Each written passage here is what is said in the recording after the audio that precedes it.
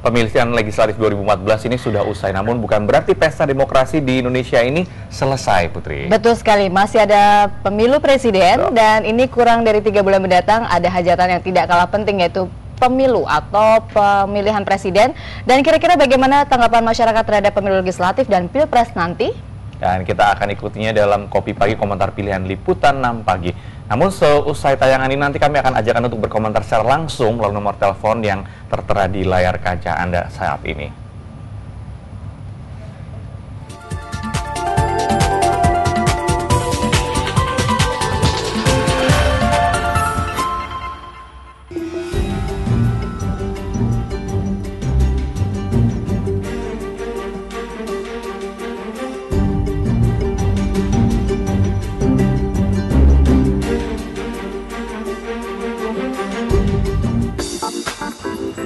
Pesta demokrasi 5 tahunan, pemilihan umum baru saja berakhir. Jutaan masyarakat Indonesia telah menggunakan hak suara mereka untuk memilih para wakil rakyatnya yang akan duduk di parlemen. Meski demikian, sebagian dari mereka memilih untuk tidak memilih alias golput. Meski diwarnai dengan berbagai macam pelanggaran, namun pemilu kemarin dinilai berjalan dengan baik. Apakah Anda setuju? Bagaimana dengan komentar masyarakat? Bersama saya Farah Aisyah, inilah Kopi Pagi, komentar pilihan liputan 6 pagi.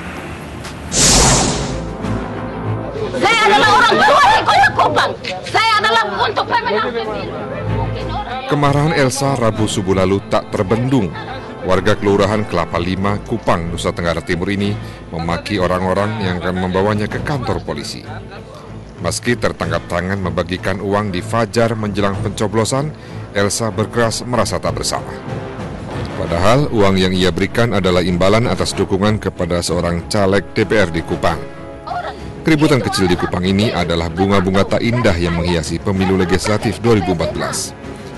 Di Cipinang, Jakarta, warga menangkap 2 orang relawan salah seorang caleg DPRD DKI Jakarta karena membagikan uang saat pemungutan suara. Kedua orang itu mengaku disuruh sang caleg membagikan amplop berisi uang Rp25.000 kepada warga yang telah menyerahkan KTP. Mencurangi pemilu juga dilakukan caleg yang tak percaya diri dengan menggunakan jasa pemilih siluman. Di Makassar, Sulawesi Selatan, puluhan remaja ditangkap karena mencoblos dengan surat undangan milik orang lain. Mereka disuruh mencoblos salah satu parpol dan caleg dengan imbalan Rp100.000. Kekerasan juga membumbui pemilu 2014.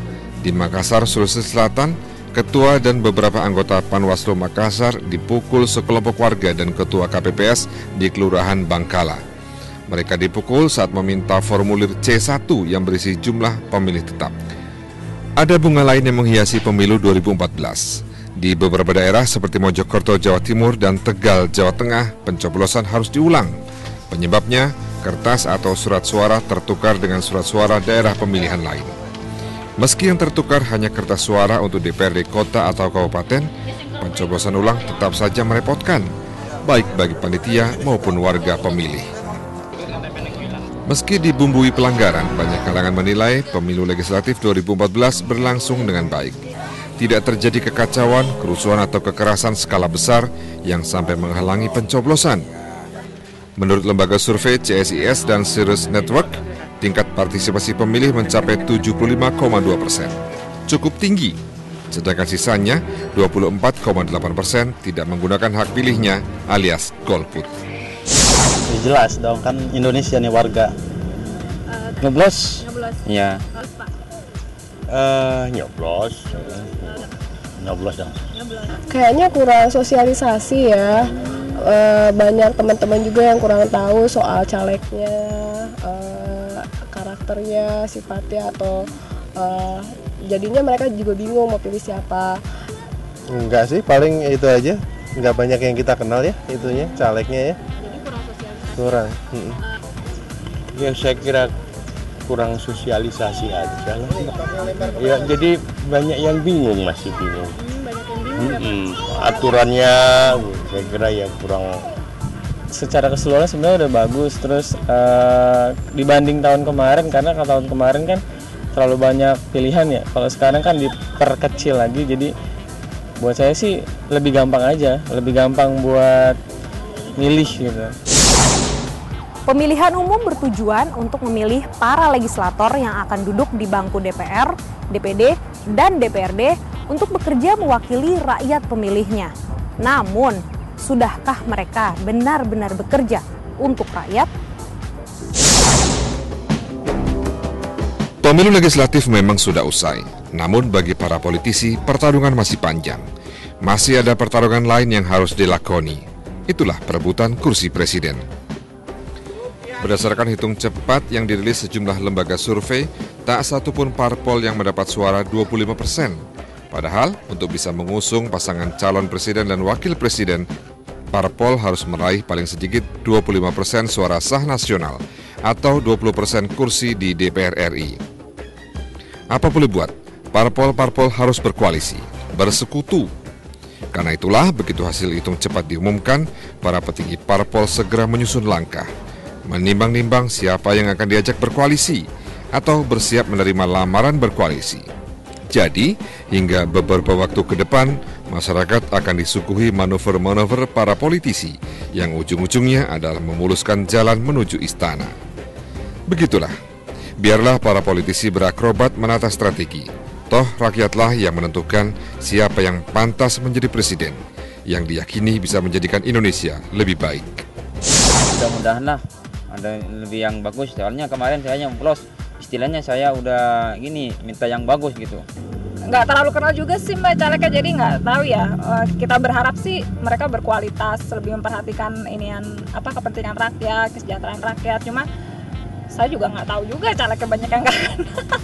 Kayaknya belum ya. Kalau kemarin baca berita banyak yang pada caleg yang nggak kepilih jadi stres gitu kan. Jadi kayaknya mereka bener-bener kayaknya cuma mencari jabatan, jadinya bukan untuk mengabdikan untuk masyarakat gitu. Kalau caleg saya nggak pernah ngelihat, belum ada yang tertarik sebenarnya yang benar-benar kayaknya pantas jadi caleg gitu. Maksudnya belum nggak tahu sepak terjangnya juga, terus emang karena ya informasi ke kitanya juga kurang. Ya nyoblos lah, sebagai warga Indonesia kan kita harus memilih kan. Nah, milih pasti. Nah. Harus memilih. Karena itu kita juga peduli, nasib bangsa kan di tangan kita. Pemilu legislatif 2014 usai sudah. Sambil menunggu hasil resmi dari KPU, mari kita berharap para wakil rakyat terpilih nanti benar-benar akan bekerja untuk rakyat, untuk Indonesia. Dan tentu saja kita berharap pemilihan presiden yang akan berlangsung beberapa saat lagi akan berjalan sama baiknya. Terima kasih atas perhatian Anda. Salam SCTV.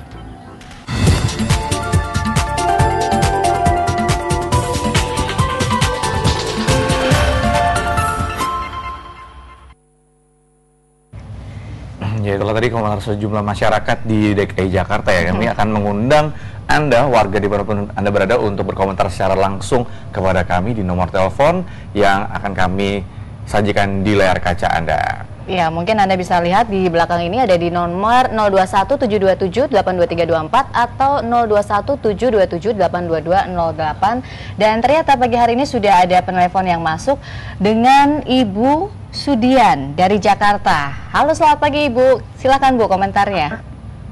Selamat pagi Mbak. Iya. Saya Vidya dari Cengkareng.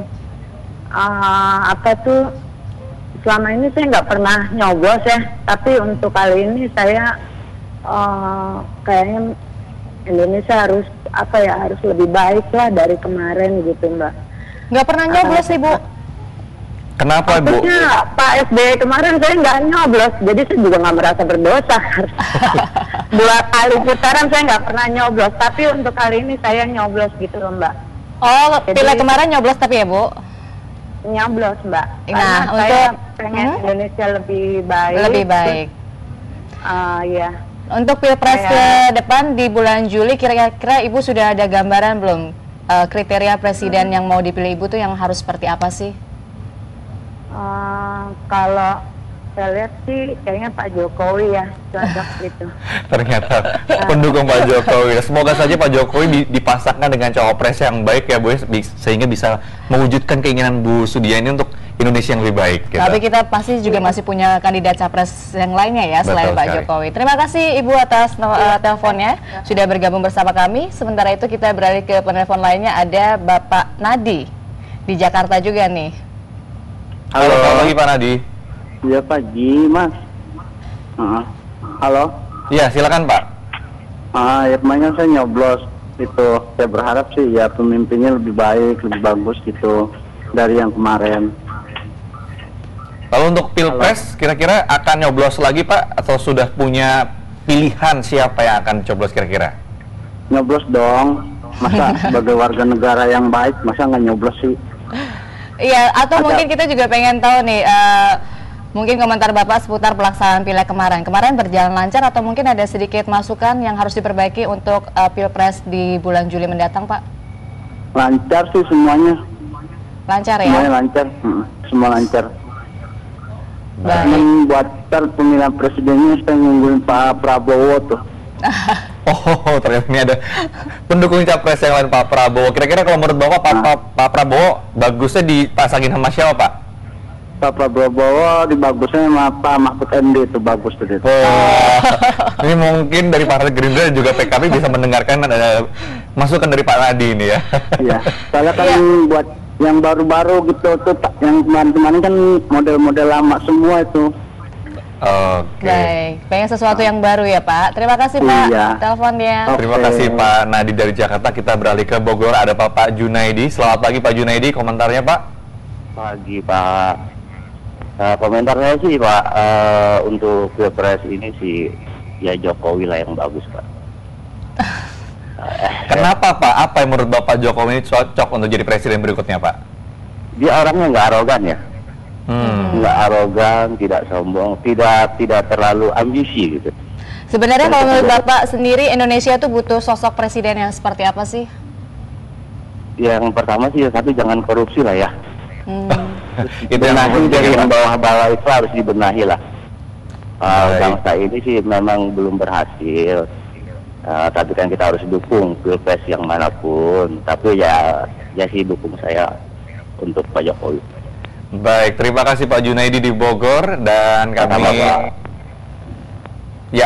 terima kasih Pak Junaidi dan juga kami juga mengucapkan terima kasih bagi semua penelpon yang sudah berusaha masuk ke nomor telepon kami, namun karena durasi kami harus menyudahi ya.